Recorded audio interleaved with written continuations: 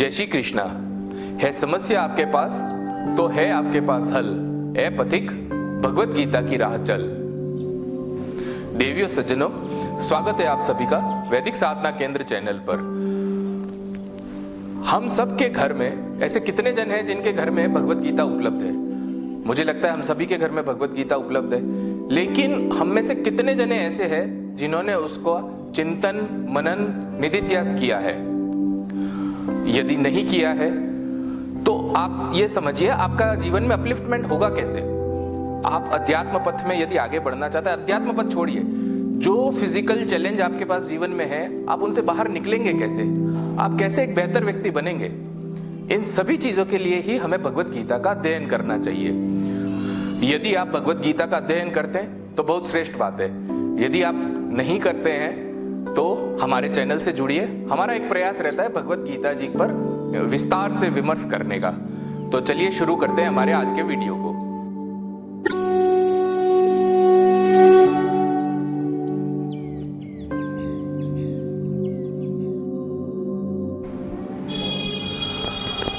आज के वीडियो में हम चर्चा करेंगे चौथे श्लोक से लेके 10वें श्लोक तक। अभी आप अपनी स्क्रीन पर देख पा रहे हैं चौथा श्लोक से लेकर 10वें श्लोक तक को। कथम भीष्मः से लेकर विषीदन्तमिदं वचः।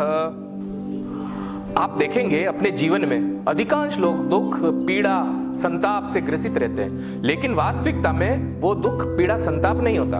हमारी एम्बिशंस, हमारी इच्छाएं, हमारी महत्वाकांक्षाएं, ड्रीम एंड डिजायर्स जो कि फुलफिल नहीं हो पाती, चीजें हमारे अकॉर्डिंग नहीं हो रही, हम उसी से पीड़ा में, उसी को दुख, कल्पित दुख मानकर अपना उसे ओढ़े बैठे हैं। लेकिन वास्तविकता में अधिकांश लोगों के पास में दुख है ही नहीं। आप जब इस चौथे श्लोक से 10वें श्लोक तक का हिंदी अनुवाद पढ़ेंगे और अर्जुन की मनस्थिति को जानेंगे, देखिए अर्जुन की कैरेक्टरिस्टिक्स के बारे में हमने विस्तार से पहले भी चर्चा की हुई है एक वीडियो में, कि वो खाली शूरवीर नहीं थे, वो कितने हाई आईक्यू के पर्सन थे, कितने इंटेलिजेंट थे, उनके डिसीजंस जजमेंट्स कैसे थे, उन सब के ऊपर हमने एक वीडियो अलग से बनाया। आप उसको डिस्क्रिप्शन बॉक्स में जाकर भी देख सकते हैं। आप देखेंगे अर्जुन यहाँ पर जो विषाद में है, अवसाद में है, वो फिजिकल चीजों के लिए, टेंजिबल चीजों के लिए या स्थूल वस्तुओं के लिए डिप्रेशन में नहीं है, क्योंकि हम अपनी अधिकांश लोग तो फिजिकल चैलेंज से ही ऊपर नहीं निकल पाते।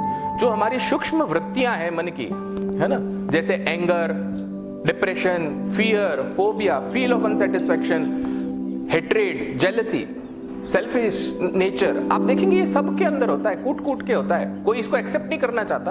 अगर किसी में नहीं है तो ये धरती स्वर्ग होती, लेकिन ऐसा नहीं है। हर व्यक्ति के अंदर ये अलग अलग डिफरेंट रेशियोज में होते हैं। और आप देखेंगे हम अपने जीवन काल में इन वृत्तियों से ऊपर नहीं उठ पाते। मैक्सिमम लोग 90 to 95% लोग अपनी वृत्तियों से ऊपर नहीं निकल पाते।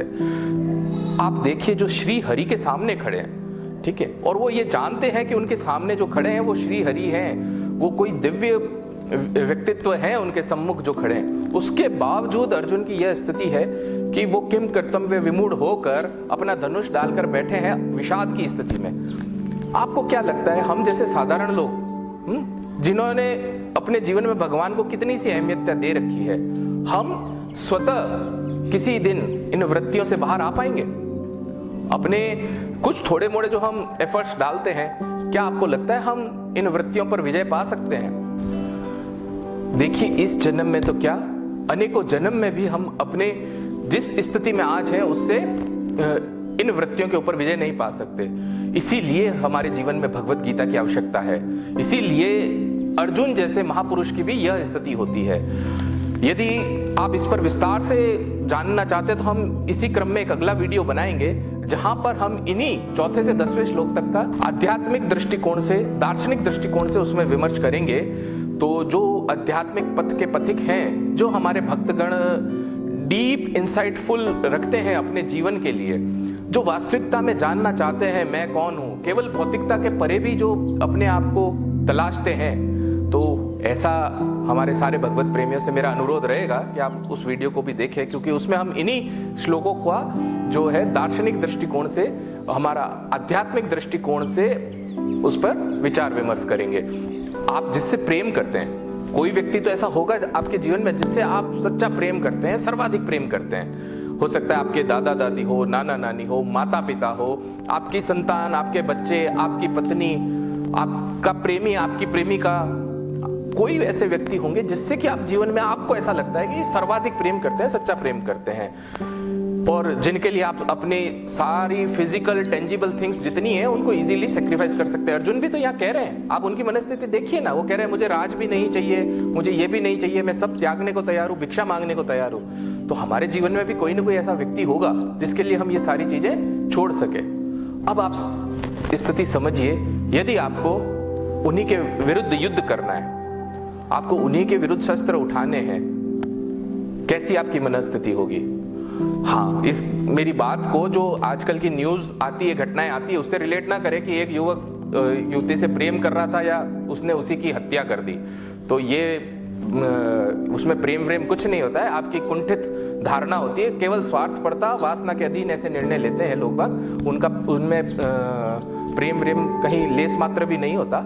और ना ही आप उस समय धर्म युद्ध में खड़े हैं कि आप धर्म के पक्ष में खड़े हैं, सामने विशाल काय अधर्म की सेना खड़ी है और तब आपको निर्णय लेने हो। आप उस मन स्थिति पर जाकर सोचिए कि कैसा विषाद उत्पन्न होता होगा।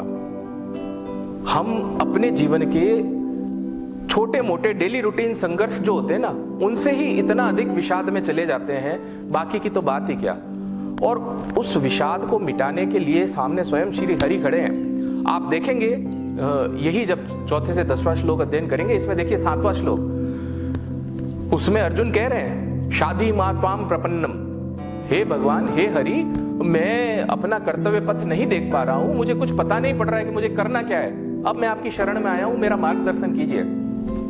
18वां अध्याय 66वां श्लोक, सर्वधर्मं परित्यज्य माम एकम शरणम व्रज। हाँ, दूसरा अध्याय 7वां श्लोक और कहा 18वां अध्याय 66वां श्लोक, वहां जाकर श्री हरि कह रहे हैं कि माम एकम शरणम व्रज। जब अर्जुन ने दूसरे अध्याय 7वां श्लोक कहा मैं आपकी शरण में हूं, तो भगवान ने तुरंत से 8वें श्लोक में क्यों नहीं कह दिया कि हाँ तू मेरी शरण में, माम एकम शरणम व्रज। नहीं, यही हमारे साथ होता है। हम थोड़ा दुख पीड़ा में होते हैं, तुरंत से भगवान के पास जाते हैं, विनती प्रार्थना करते हैं, यदि हमारा काम बन जाता है तो हमें लगता है भगवान ने हमारी सुन ली, नहीं सुनी तो लगता है कोई भगवान नाम की चीज है ही नहीं। वास्तविकता में ऐसा नहीं है। भगवान हमारे पास साक्षात उपस्थित है हमारा मार्गदर्शन करने के लिए, हमने आंखें मूंद रखी उस मार्गदर्शन को देखने के लिए।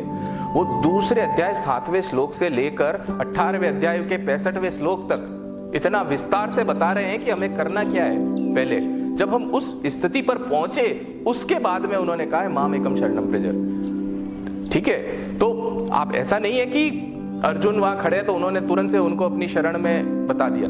हाँ, यहां से उन्होंने बताया कि वहां तक पहुंचना कैसे है। एक और जो बात हम यहां इन 4 से 10वें श्लोक तक समझ सकते हैं, वो यह कि आप देखेंगे जो भगवत गीता जी प्रथम अध्याय प्रथम श्लोक है, वहां पर धृतराष्ट्र यह कहते हैं कि धर्म क्षेत्रे कुरुक्षेत्रे समवेता युयुत्सव माम का पांडवश्चैव किम कुर्वत संजय। इसके ऊपर विस्तार से हमने बना रखा है वीडियो, आप चाहें तो डिस्क्रिप्शन बॉक्स में उसका लिंक है, उसे अवश्य देखें, वो अत्यंत आवश्यक वीडियो है। तो उसमें धृतराष्ट्र यह कह रहे हैं कि माम का पांडवश्चैव, मेरे और पांडव के, मतलब यहां पर भी वो मेरे के बोध में अटके हुए हैं। और अर्जुन वो भी यही कह रहे हैं, मेरे गुरुजन, मेरे आचार्य, वो भी इसी मेरे के चक्कर में अटके हुए हैं। तो आप ये समझिए, यह मोह की स्थिति धृतराष्ट्र की है तो स्वयं अर्जुन की भी है, जो धर्म के क्षेत्र में खड़े हैं, श्री हरि के पास खड़े हैं। तो हमारी मन स्थिति कैसे ठीक होगी, आप यह समझिए।